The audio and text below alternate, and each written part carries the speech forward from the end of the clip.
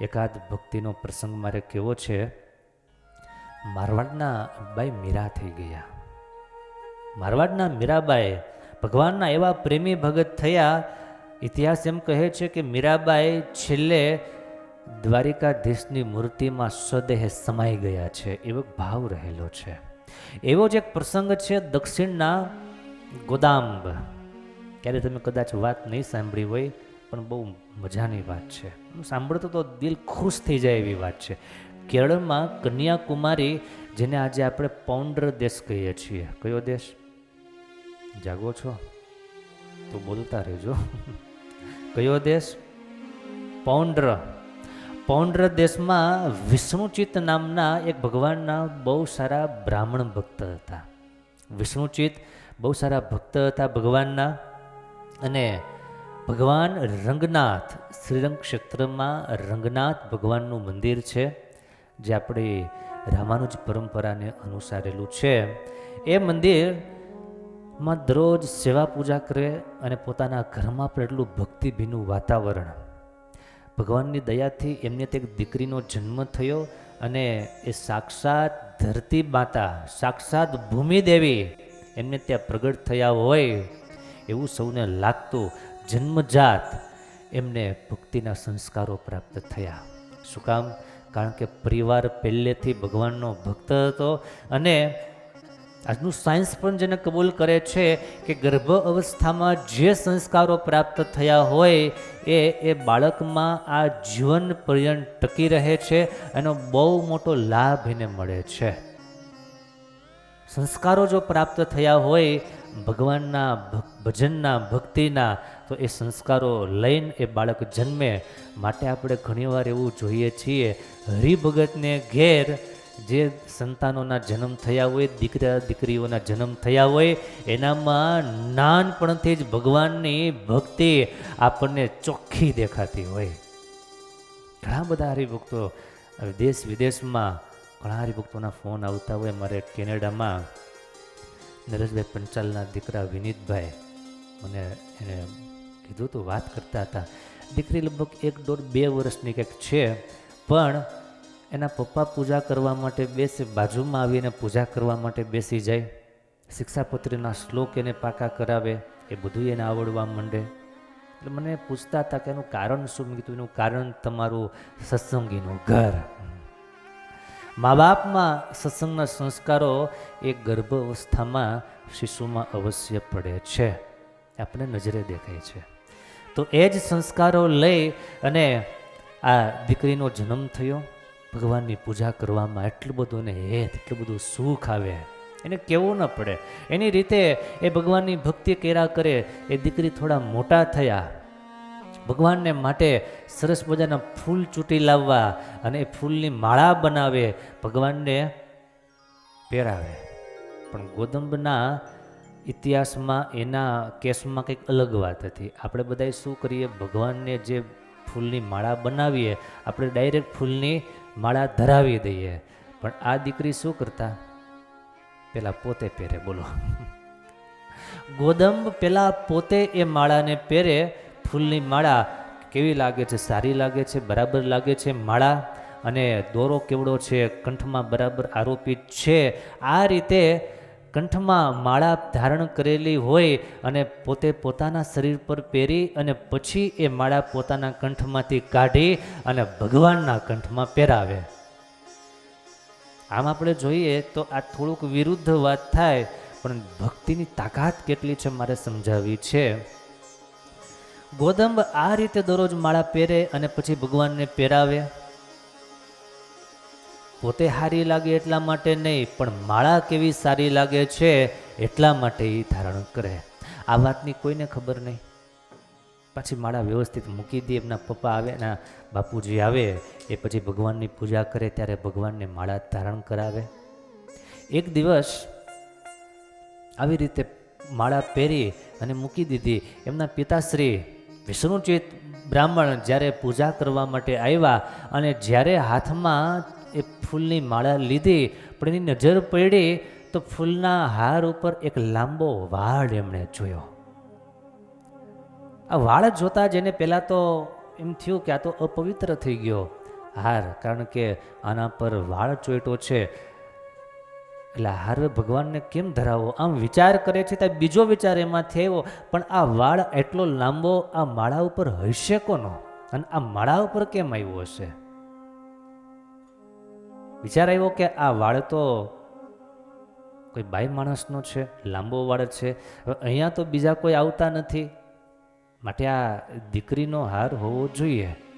એટલે એમને પૂછ્યું કે બેટા આ વાળ તમારો છે? એટલે કીધું હા. તો વાળ ક્યાંથી આવ્યો? ત્યારે ગોદંબે કીધું કે મેં હાર પહેર્યો હશે કદાચ, ત્યારે એમાં ચોંટી ગયો હશે. તે હાર પહેરેલો હતો? કે હા. કેમ? પણ તે પહેરેલો હાર ભગવાનને પહેરાવવાનો? ગોદંબ કે છે હું તો દરરોજ એ રીતે જ કરું છું, હું તો દરરોજ આ રીતે કરું છું. હાર પહેલા પહેરી અને માપનો કરી અને પછી અહીંયા મૂકું છું, તમે ભગવાનને પહેરાવો છો. એટલું બધું ખીજાણા, પોતાના દીકરીને બહુ વેઢા. ગોદંબ રડવા લાગ્યા. હારનો ઘા કરી દીધો અને બીજો ફૂલનો હાર બનાવી અને ભગવાનને જ્યાં પહેરાવા ગયા તે હાર તૂટી ગયો. વળી પાછો બીજી વાર હાર બનાવ્યો અને બીજી વાર ભગવાનને હાર ચડાવ્યો. ફરી પાછો હાર તૂટે, બીજી વાર, ત્રીજી વાર, ત્રણ વાર આવી રીતે હાર તૂટી ગયા. વિષ્ણુચિત્તને કંઈ સમજાતું નથી. ત્યારે ભગવાને દર્શન આપીને કહ્યું છે કે હે ભૂદેવ, ગોદમની પહેરેલી જ માળા હું પહેરું છું, એમને પહેર્યા વગરની માળા હું પહેરીશ નહીં. માટે તમારે મને જો માળા પહેરાવવી હોય તો પહેલાં એમને પહેરાવો અને પછી મને પહેરાવો. મારા ભક્તજનો, ઇતિહાસ આવો છે. ભગવાનને એવી રીતના માળા ધારણ કરાવી અને આજ દિવસ સુધી ભગવાન રંગનાથના મંદિરમાં શ્રીદેવી અને ભૂમિદેવીની મૂર્તિઓ છે. એ મૂર્તિને માળા અર્પણ કરી અને પછી એ માળા ભગવાનને પહેરાવવામાં આવે છે. ભગવાનને વરદાન આપ્યું છે કે ગોદમની ધરાવેલી માળા મને અર્પણ થાય એટલે હું એનો સ્વીકાર કરીશ. આ છે ભક્તિની તાકાત, આ ભગવાનના ભક્તિની શક્તિ છે. માટે આ જીવનમાં જેટલું ભગવાનનું ભજન થાય એટલું કરવું, કારણ કે ભક્તિએ કરીને ભગવાન વશ થાય છે, ભક્તિએ કરીને ભગવાન રાજી થાય છે. સંતોએ બહુ સરસ વાત લખી, હરિ ભજતા સહુ મોટપ પામે, જન્મ મરણ દુઃખ જાય રે. હરિ ભજતા સહુ મોટપ પામી, જન્મ મરણ દુઃખ જાય રે. હે પારસ પરશે લોહ કંચન થઈ, પારસ સ્પર્શી લોહ કંચન થઈ, મોંઘે મૂલે વેચાય રે. મોંઘે મૂલે વેચાય રે. હે રાધાજી અતિ પ્રેમ મગન થઈ, ઉર્ધાય ગીરધારી રે. રાધાજી અતિ પ્રેમ મગન થઈ, ઉર્ધારા ગિરિધારી રે. હે હરે વર વર હરે હો, હરે વર વરે હરે તુલ્ય થયા. હરે વર વરે હરે તોલ થયા. જેનું ભજન કરે નર નારી, જેનું ભજન કરે નર નારી. હે પ્રેમી જનને વશ પાતળિયો, શ્યામ સુંદર સુખકારી રે. પ્રેમી જનને વશ પાતળિયો, શ્યામ સુંદર સુખકારી. હે જાતિ વર્ણને રૂપે નરી જે, જાતિ વર્ણને રૂપે નરી જે.